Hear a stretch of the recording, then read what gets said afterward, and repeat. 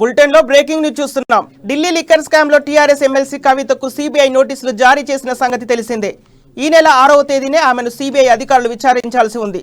అయితే 6వ తేదీన తనకు ఇతర కార్యక్రమాలు ఉన్నాయని, ఈ నెల 11, 12, 14, 15వ తేదీల్లో తాను అందుబాటులో ఉంటానని సిబిఐకి కవిత లేఖ రాశారు. దీనిపై సిబిఐ డీఐజీ కవితకు మెయిల్ పంపించారు. మీరు పేర్కొన్న తేదీలను పరిగణలోకి తీసుకున్నామని, ఈ నెల 11న ఉదయం 11 గంటలకు హైదరాబాద్లోని మీ నివాసానికి సిబిఐ బృందం వస్తుందని, ఆ సమయంలో విచారణకు అందుబాటులో ఉండాలని పేర్కొన్నారు. దీనికి సమాధానంగా కవిత మెయిల్ ద్వారా స్పందించారు. 11వ తేదీ ఉదయం తన నివాసంలో తాను అందుబాటులో ఉంటానని తెలిపారు. ఈ నేపథ్యంలో కవితను రేపు సిబిఐ విచారించనుంది.